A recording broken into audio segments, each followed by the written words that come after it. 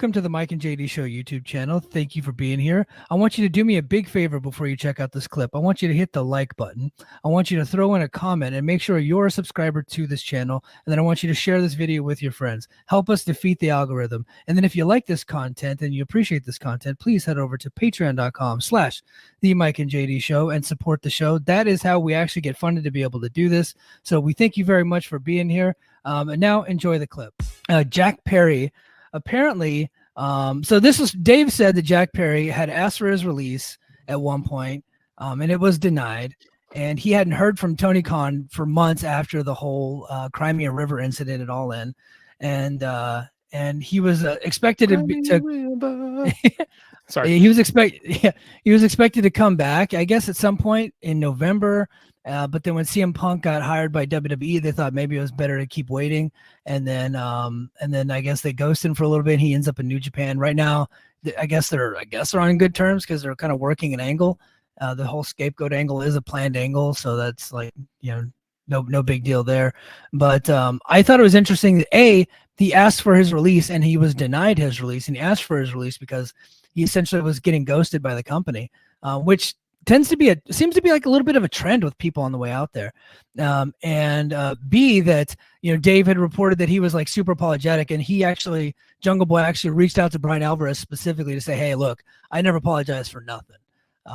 It's like, yeah, I don't believe that for a minute. Yeah, I don't believe it either. But what do you make of this whole story? What do you make of this whole Jack Perry going to New Japan and being a part of a Evil's group there with the House of Torture and all that?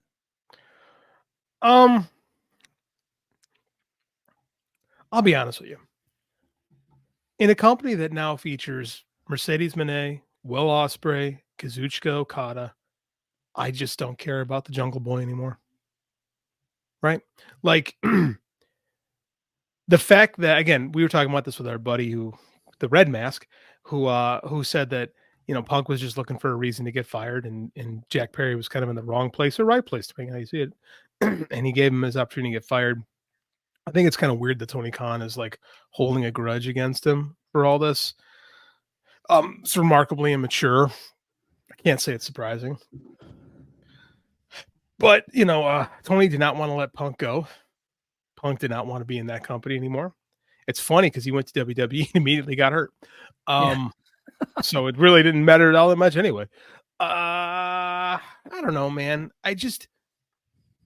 I had high hopes of the Jack Perry heel turn because I thought maybe he had a chance to show off some new personality, and he really hasn't. No. But I get Tony not wanting to release him because then you could in theory, you could let him go to WWE and then they could run that storyline over there. Not that they would. They typically don't run stuff that happened in other places. But so what's the downside for AEW if WWE does that? What's the down? Like, I don't see a downside for AEW if Jack Perry goes to WWE. Like, I don't think they lose a single cent. You know what I mean? No, they definitely don't lose a single cent, but I don't think you want to make a habit of giving them people just for a perception thing. Like they cut Brian Pillman Jr. and I had to read the Alpha Caneas of the world going, "Oh my God, Lex is king, game changer." Like, you don't want, just for the discourse, you don't want that. Yeah. Like you don't need that. You don't need to listen again because Tony is terminally online. You don't need to play into those sort of things.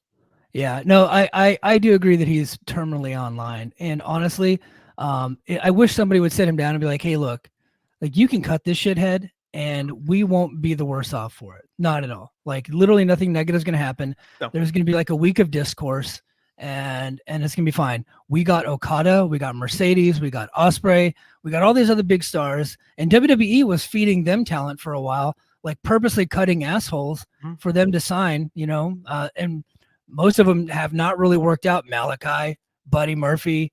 I don't want to call him an asshole. Keith Lee is not an asshole, but he's, his health just isn't there. Like, and I think WWE was like onto that pretty quickly. Yeah, like you said, Andrade, Miro, like they sent a lot of those people over, and AEW overpaid for them very likely, and B, their company was worse off by having them. So I don't see a negative for AEW to cut a malcontent and send them over. Andrade went over to WWE, and AEW's business has stayed the same. Yeah. And they got Swerve that way, though, and Swerve's been a nice pickup for them. Yes. Yes. At the same time, I think that whenever this happens, I think that because there's so many people in the WWE butt pocket that whenever it goes the other way, like we've had, like WWE hasn't done a damn thing with Jade Cargill, right? Yeah. But I've had to read a million people tell me why that was the biggest mistake in the world, them letting Jade Cargill go. She's terrible. She's still not. She's been there 6 months and hasn't shown and been on TV like twice, Yeah. right? But that's seen as a big loss for Tony Khan. They lost Brian Pillman. That's portrayed, that's framed as a big loss for Tony Khan, right? Andrade's, but how many times has Andrade been on SmackDown since he came back there? Twice? Yeah, just a Like, couple times. he's Yeah. a non-factor, but that's also played as a big loss. I mean, like when it comes to the perception thing, every time someone comes from AEW, WWE to AEW, it plays out as, oh, this is kind of cool, but does it move the needle? Does it move the needle? Like I have Yeah. to read that every fucking I- time. But whenever you- someone jumps the other way, the perception goes, oh, it's burning to the ground, because people can't wait to bend over backwards to worship at the altar of Nick Khan, the guy who, covers up for rape and abuse. That guy, we got to make sure he's happy. So I mean, like, I get it. I mean, fuck him. I think it's a better fuck you to the guy to ice him, personally. I think it's better just to let him go, because I don't think there's any guarantee that WWE brings him in, and if they do, it's probably NXT is where I would see. Is where and that would make them, but that's where Nexus King is, and it's still framed that way. It's still framed as a loss. Honestly, Tony. I think Tony and I are the same age. I think he's like 40 now. It's time to grow up. It's time to grow up. I would not worry about what the perception of Cheese Boy and Bischoff and Cornette. And Julian Weeks and all the. I wouldn't care. Like that perception is fake. It's not real. It doesn't exist. I agree with you, but I mean, there's so many bellwether people that becomes the narrative, and that is the narrative on them, right? The narrative isn't that AEW consistently wins the free agent battles. The narrative is that Tony lost on Punk. He lost on I almost said Julian Weeks. He lost on Jade Cargill. He lost on Brian Pillman. Like when he got rid of most of them, right? He got rid of all of them. He fired Punk. But that becomes it's not just those guys. It becomes a narrative of like everybody but Dave. Yeah, and I think some of that turned around a little bit with the big three, right? Okada, Mercedes, and Ospreay. Them like literally those were legitimate. Yeah, like, absolutely. Like those were like legitimate bidding wars that Tony won. Won all three of them. Yeah, he won all three of them. I just don't think that if you lose Jungle Boy, it's a big deal. I don't think you cut it. And I want to double back to something that you had said when you said that people, when they go from WWE to AEW, people are like, oh, this is cool, but can they move the needle? That narrative is true, and that question is asked. In fact, that narrative was so online all day on Thursday. I was like, I had to talk about it on the podcast about Mercedes. I had to bring it up because A, I didn't have many topics, and B, that was really all that people were talking about.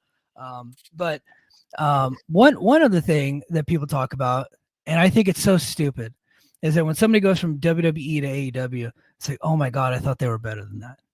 It's like, oh wow, look at what they're doing.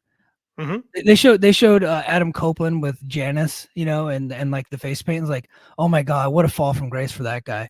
Despite the fact that he won a title in a sold out crowd in the Coca-Cola Coliseum. But no, what they want to talk about was the weekend prior in like buttfuck Ontario. I can't remember the name of the city. I'm sorry, but at Collision where they had like nobody in the audience. It was like Collision didn't do well, right?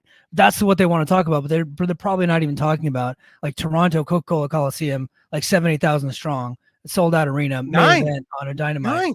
9,000. 9,000. Like he does awesome. So there's also that narrative where it's like everything that they see, everything is like coming from WWE anywhere else, honestly. And I saw this with TNA. Like people said the same thing about Trinity when she went to TNA.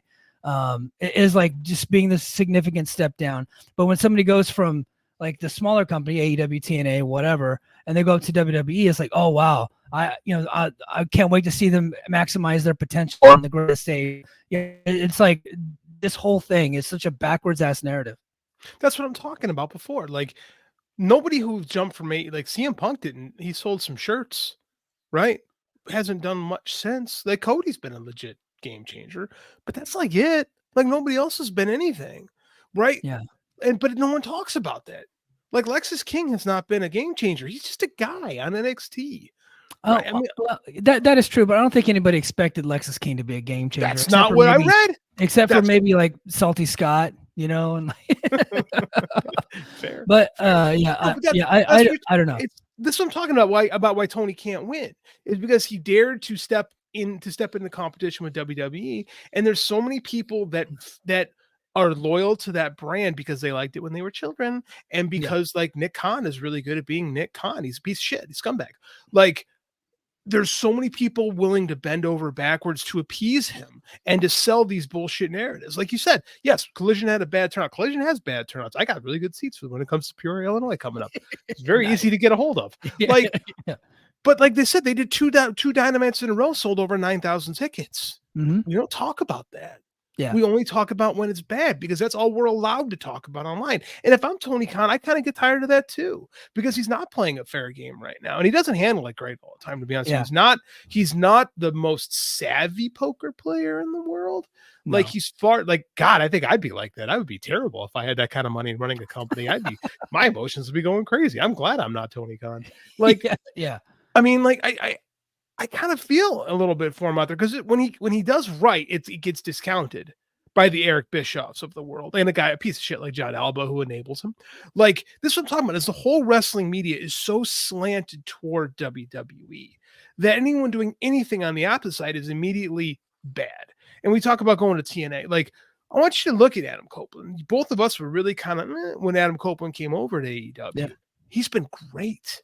Mhm. He's been great. All the stuff has been really good. His promos have been good. His work in the ring has been good. That street fight last week or that I Quit match was awesome. Yeah. We don't Yep. sell it like that. We sell it as what a shame. Yeah. I mean, like I get why he's the way he is.